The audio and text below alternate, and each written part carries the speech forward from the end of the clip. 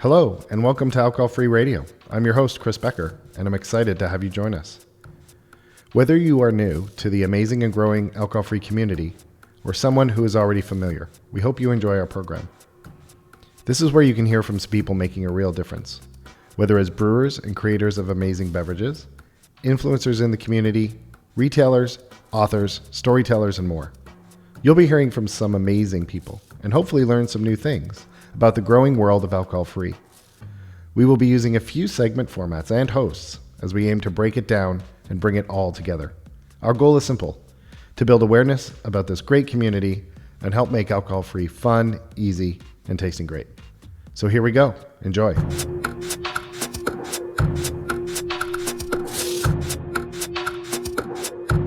Hey there, this is Chris Becker, and I'm going to be introducing this episode with Claudia Kraut, who's a health specialist with background in insurance, the intersection of health and technology, the importance of food and beverage in people's health journey. So we'll be talking to Claudia in just a few minutes. I'm trying something new when I do the episode intro. Based on what time of the day or the month of the year it is, give a bit of a hot take on what's happening in the space of non-alc or related areas. So I hope this works. I've been using the week numbers in the week. I don't know if you've ever noticed on your calendar, Google or Apple or whatever, there's 52 weeks in the year, obviously. I've been finding that a nice intersection between daily tracking and monthly tracking for just knowing my calendar or what's happening or metrics for sales or whatever, depending on what you do. So we're in week 9 of 2025. That was an amount of time that we all live obviously on a weekly schedule. So I'm really loving that. But in week 9, I was at the National Grocers Association conference in Las Vegas earlier this week. And it was interesting. Spins, which is a grocery, food, and beverage analytics company, had done some interesting research. And what you're seeing generally right now in the marketplace with inflation and with challenges of food prices is revenues kind of flat, but unit sales, I saw this in the liquor industry as well. I was at the Wine and Spirits Wholesalers Association in Denver a couple of weeks ago, and generally kind of sluggish across the board in all categories, but unit sales are actually dropping, and inflation and prices are what's kind of keeping the top line. So a real challenge for a lot of suppliers and distributors and retailers pretty well countrywide. They had some interesting takes at the National Grocers Association about demographics, that this will be the first year ever that Gen Z and millennials as a combined group will have a bigger buying power than baby boomers, which is, well, obviously a big demographic shift within that. There was a lot of talk about the motivations and buying behaviors and how different they are. Some of the biggest changes maybe that a lot of professionals in the space have ever seen. Much bigger focus, as you might imagine, on health and wellness products, organic, specialty retail, within the Gen Z and millennials. So not only are they now the biggest buying block, the way they buy, not just what's in the package, if there is a package, but also the sustainability of the packaging itself. So you pretty well name it. Any aspect of the food or beverages needs to be looked at differently given who's in charge of driving the growth of food and beverage sales in America for the next generation or more. So I found that really interesting. And from a non-alc perspective, hopefully opportunities for everybody in the space to lean in more, to look at different ways that these brands and products can get to market. So anyways, hope that was valuable. I'll probably be riffing on episodes more as the year comes, but I hope you enjoy this episode with Claudia Kraut and HealthGTM. Take care. I am excited to introduce you to and get a chance to talk more with Claudia Kraut, owner and founder of HealthGTM. We got a chance to meet through various interactions. You'll hear more about what Claudia does in her expertise and profession, and got connected just in terms of what we're doing in non-alc from a health and wellness perspective. So first of all, welcome, Claudia. Thank you. Good to be here. Good to have you. I would love if you could start for our audience just to give a bit of background. What did you do kind of from a professional standpoint that led you into some of the health and wellness spaces that you're working on now? Sure. So I started off in the insurance sector. I worked for major medical carriers, big companies like Humana, United Healthcare, Right. MetLife, and was in, major medical employee benefits. And after having three kids and sort of, moving around the industry, I realized that what was really interesting and really sort of up and coming about 10 years ago was digital health, telehealth, and Okay. some of these digital platforms that deliver disease specific care into the Right. marketplace. So I headed off into that and then realized, as well as so many people are talking about these days, that health and well being and preventive care is sort of more about taking care of yourself.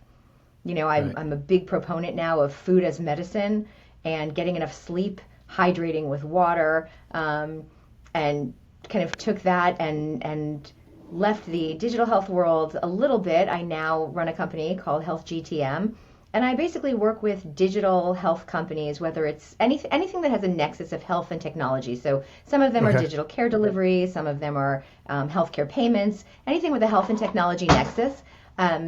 That is looking to de-risk its distribution. So, a company that is in, say, double indexed into one particular market space, and I'll help them expand and find other customer groups and other markets to enter. So, and that is how I encountered you.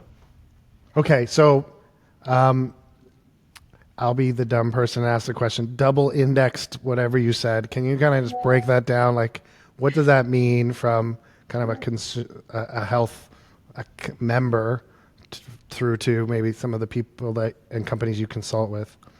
Yeah, absolutely. So I typically work with companies that they have a product out in the marketplace. They are, Okay. real existing companies. They have a real team. They have a real product in the market, but it's maybe selling only direct to consumer, or it's maybe Got it. selling only into employers, something like that. And Okay. there's just too much risk in having all of your eggs in one basket. So they're looking to me to help de-risk that, help them find other ways to go to market, other different customers that they can approach. What are the appropriate places for them to be selling, and how do they enter those markets? Who are the channel partners? Who are the strategic partners? What are the specific companies they could target? How does that customer base match with their existing customer base? So I can sort of segue over with a great example is one of the companies I'm working with Okay. now is called Sunnyside, and Cool. it is a digital platform, sells directly to consumers on, a lot of Facebook ads and Instagram ads, and they are not, an alcohol moderation program. They are not about quitting drinking, but they're exploring the space that's existing right now where people are thinking about, how does alcohol really fit into my life? Does it match with my health and fitness goals? Does it match with my sleep goals? Does it match with my weight goals? Is it just sort of, how do I want to understand my goals around that? What is the relationship and mindfulness that I can have around drinking? Not Okay. necessarily to go sober, but to explore where is its appropriate role in my life. So they were entirely direct to consumer. We explored a number of different market spaces, and I've successfully worked with them to execute contracts with several health and fitness brands. Because if you look at that customer base, that is the customer that's interested in doing the preventive work, doing the exercise, getting enough sleep, and thinking about how else can I enhance my health and physical fitness and mental fitness. So I'm going to think about maybe moderating my alcohol intake. So that's a kind of a perfect example of how a company would come into me and say, this is where we distribute. Where else can we distribute? What partnerships Okay. can we have to expand that, to open up the top of the funnel, as it were? Okay. That's interesting because perfect segue, obviously, given what Sunnyside does, and I've had a chance to connect with them, which is amazing on the mental kind of mindful drinking aspect of it. Prior life, I worked in group benefits, and when I started to get into the non-alc branding, I was thinking, oh, this would be great if it qualified for health spending accounts, or if anything that could tie being more mindful about the amount you drink. Did you, I know you've evolved and you're consulting in a variety of different ways. Was that something even like when you were more in the depths of in the insurance, was there an awareness, and maybe kind of talk a bit more about health and wellness and you were saying, say food and beverage, not just talking about alc or non-alc specifically. Can you talk a bit about that and even go a bit back to your insurance days? How much of that was understood, or really was there any leaning into that to say, hey guys, if we did more of a focused, proactive view of what our members, our employees, our employers' employees are eating and drinking, this would really help, on our claims side or disability side? Yeah, I think that in the beginning of my career, and it was a pretty long career, but in the beginning, there was much more fun. You and me both. Yeah. Right, exactly. Same vintage, so to speak. Little non-alc pun there. Oh, nice. I think there was a lot more focus in those days on preventive care being really all about getting your checkup, doing an annual physical, checking your biometrics in a doctor's office. And then you had the tech revolution, and there was more ability to check your biometrics at home. Now we all have kind of tracker watches and Oura rings and everything.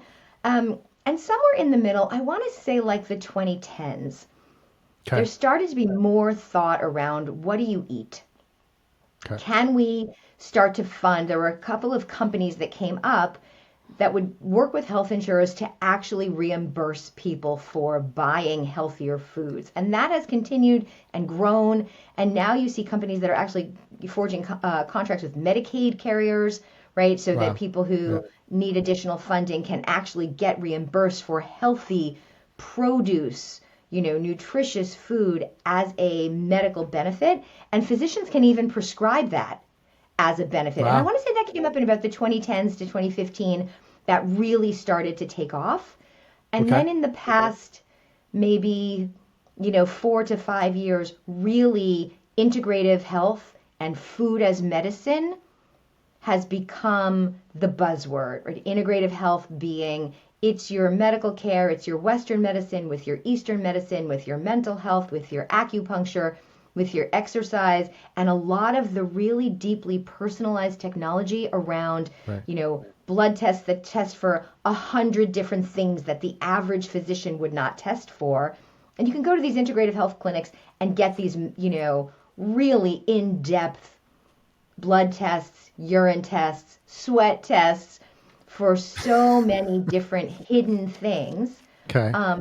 And that's on the sort of really techie, sciencey piece of it. But there's also a huge recognition that it's not all tech and science. Right. A lot of it is just, if there were a way to make money from growing and distributing healthy, nutritious food, if we could reinvigorate our soil, which has been tapped out in a lot of ways, and grow nutritious food again, people would go into that as a business. There is a very great recognition that that's where healthcare lies. Okay. And I'm massively on that bandwagon. That's where healthcare lies. It's in what you eat, it's in how you drink, it's in whether you sleep and how you move your body. Okay, this is so interesting, and I want to take that because before we started the recording of the show, and we've spoken, I think there's a personal aspect to that too, in terms of, like, I used to run marathons a long time ago, but you run ultra marathons. So I'd love to hear, kind of take that a bit further and maybe talk to a bit more from kind of what we're seeing in the non-alc as a tactic, I guess, for people to be more mindful and action their health and wellness journey.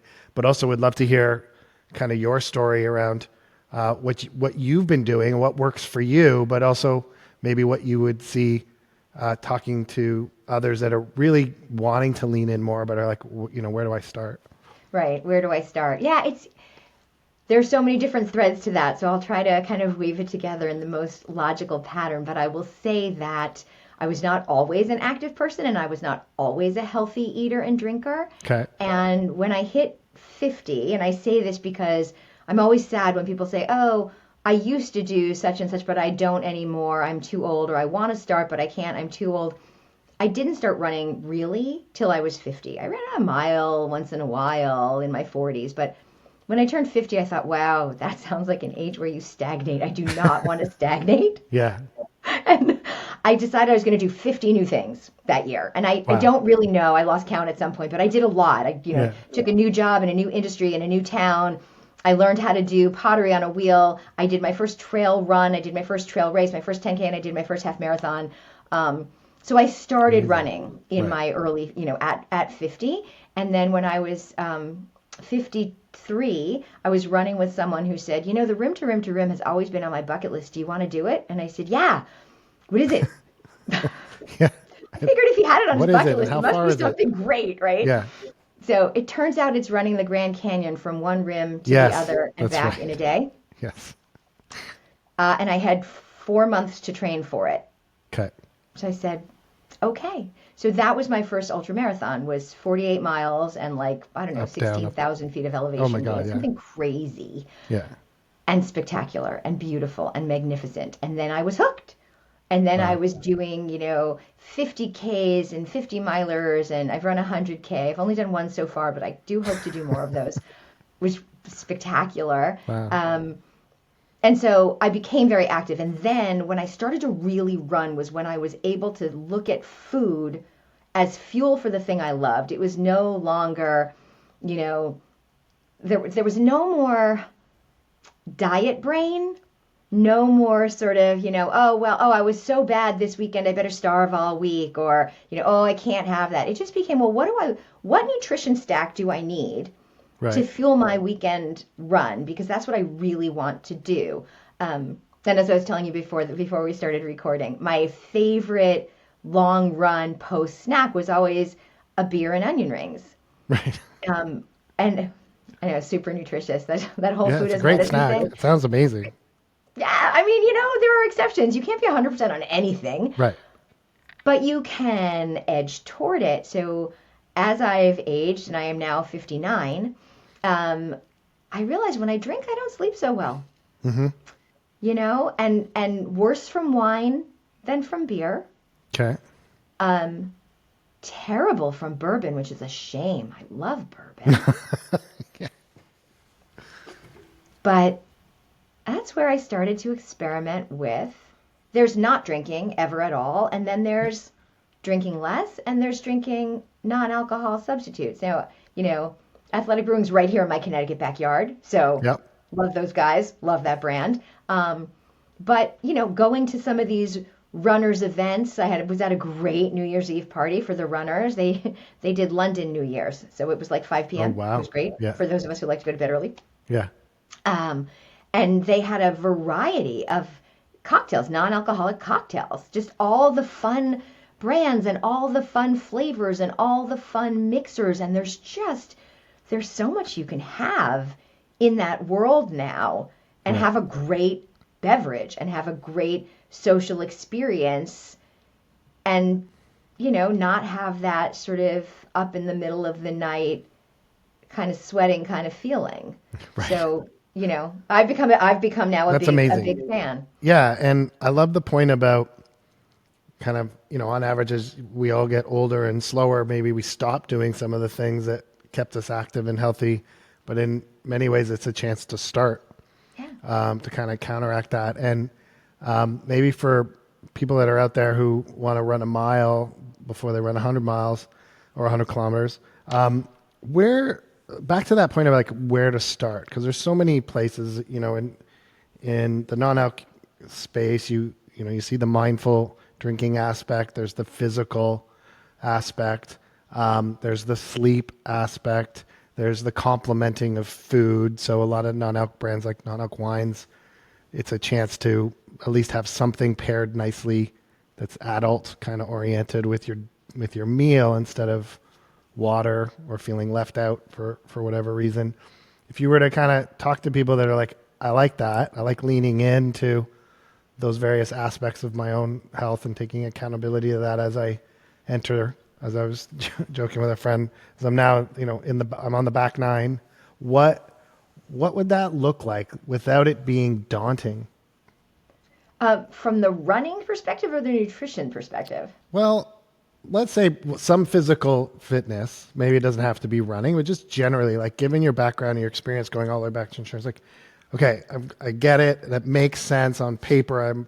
But where do you, back to that point of like where to start? What are some of the steps that you think are relatively less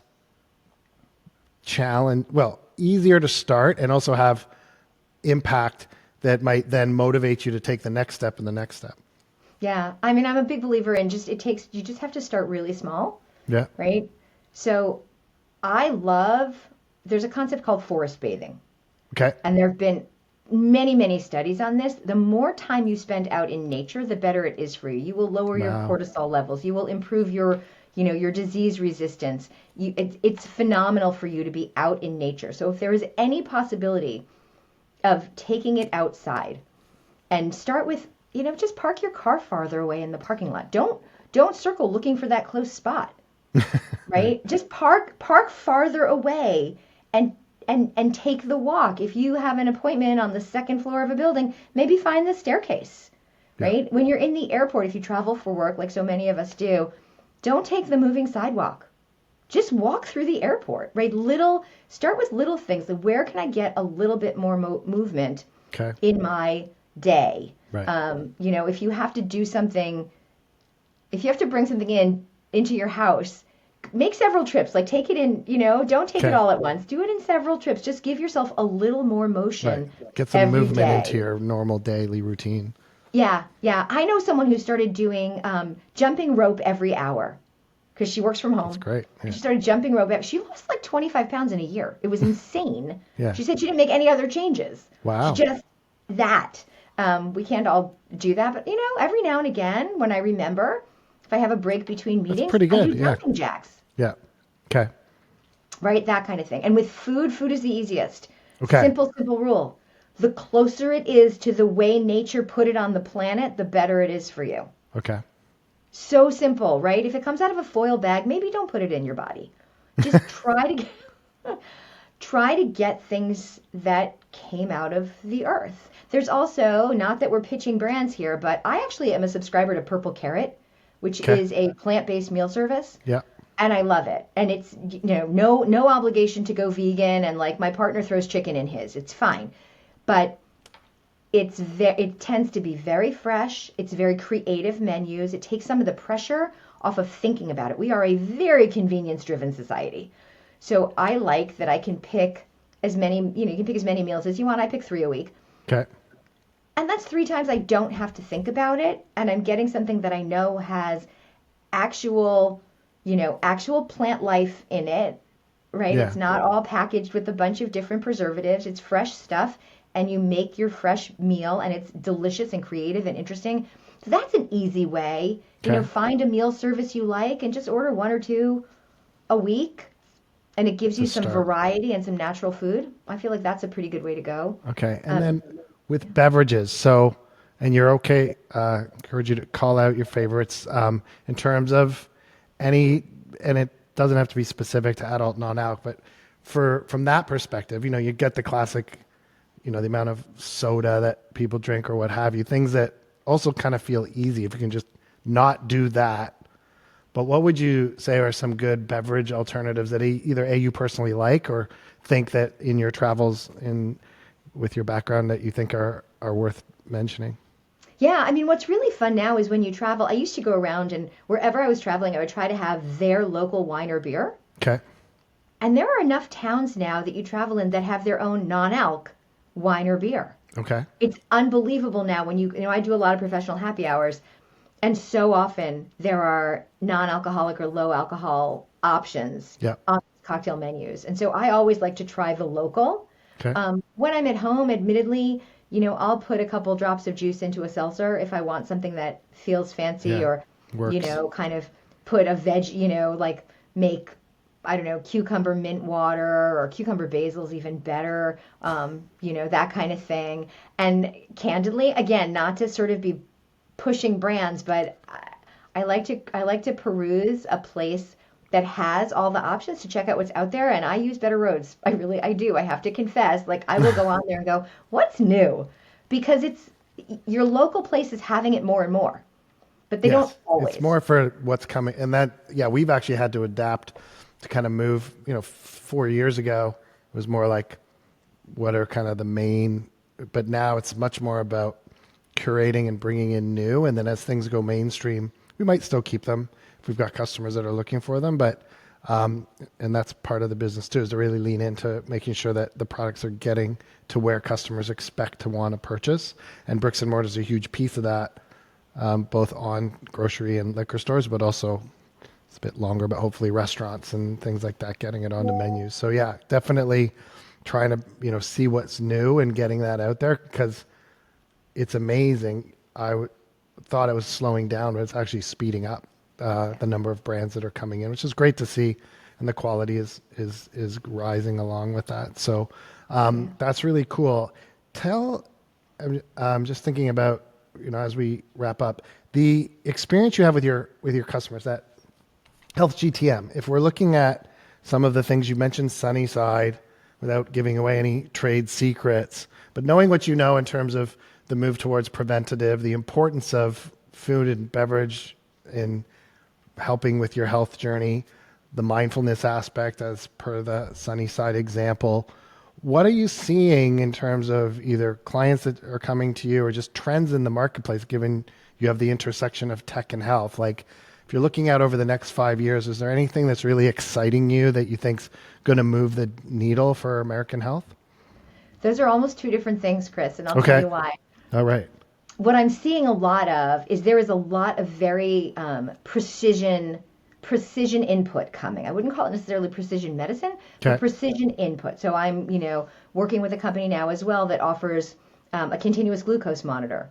So you come in, you get a continuous glucose monitor. It gives you the specific feedback on exactly the impact between what you eat and how your blood sugar reacts. And then they pair you with a dietitian with a specialty of your choosing. So you might choose an integrative health dietitian or a glucose dietitian or a men's health dietitian. Oh, wow. Somebody with your expertise. It's hyper And specialized. the sort of combination of science and human that's coming up. So you're seeing a lot of that. For me, the most exciting thing is as we see people realizing that, again, going outside, eating real food, right? Just recognizing that you actually, preventive care means taking ownership of your body and taking responsibility for doing the best thing for you rather than abdicating it to someone else and just opting for convenience. The more I see, and you see that, I think, in these younger generations, even more so, and you talked about the buying habits of Gen Z,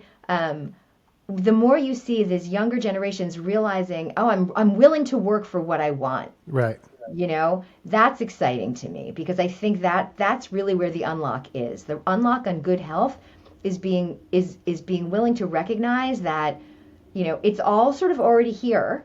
We need to actually take advantage of what we have available to us in terms of what nature brought. Right. So that's what's exciting to me. So when I see those things being put together, like take the science, but then realize how to deploy it to your best advantage, that's what's exciting to me. Okay. So interesting. I'm going to give you a hot take last question. So those things are great when people are leaning in and taking accountability and kind of taking action. GLP-1, Wegovy, Mounjaro, Ozempic, given also the tendency of Americans to want convenience, where do you see that landing? And I know it's early days, but is it causing people to just look for something that's easier and a shortcut, or is it incenting maybe a step towards a broader set of behaviors? Like, what's your take on that, and what are you seeing? I'm so glad you asked me that, actually. I have very strong opinions on GLP-1s. I will tell you, in the market broadly, objectively, employers who are being asked to pay for them more and more and more are paying for them, but they are increasingly requiring a behavior change program to go along with it. So we will cover these drugs so long as you enter a behavior change program for weight loss. So I think that's important. My own opinion is that GLP-1s are a good accelerator. There are people for whom the number that they have to lose before they can get to what's deemed good health is too daunting. It's just too much. Or They can't get started because they've done it. They've lost weight and they've gained weight and they've lost weight and they've gained weight. Like they've yo-yoed. Yeah. So I think it's a great tool for getting started. It is not, however, the answer. There are far too many side effects, even though they have all of these great, yes, it is good for heart health and it is good for blood pressure. But it's not the GLP-1 that's good for that. It's the weight loss that's good for that. Losing weight is ultimately a good idea for much of the population. Good side effects.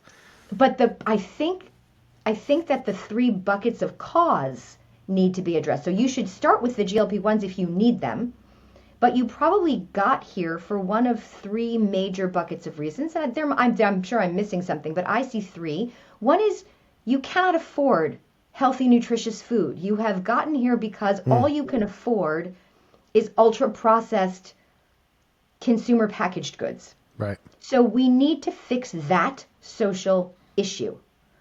The other bucket is that you don't have the nutritional education. You look at the label on the food and you have no context for it. You don't know what 24 grams of sugar means. You don't realize that's 6 teaspoons, right? You don't understand that fat is not all bad for you, but let's look at what kind of fat it is. Is it seed oils, right?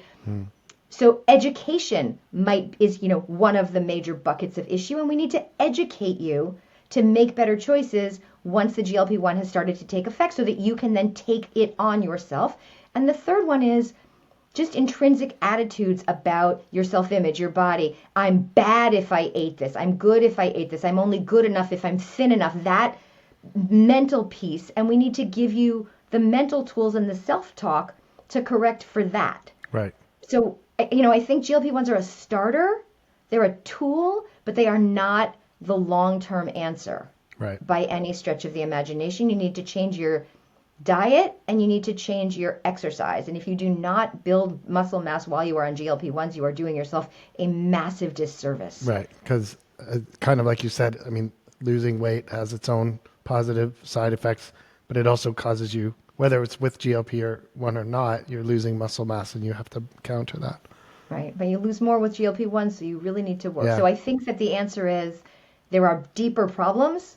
Right. And this is a solution for the symptom. Right. Yes. We're very Yes. tempted in this life, in this society, to solve for the symptom. I think we need to solve for the cause. Yeah.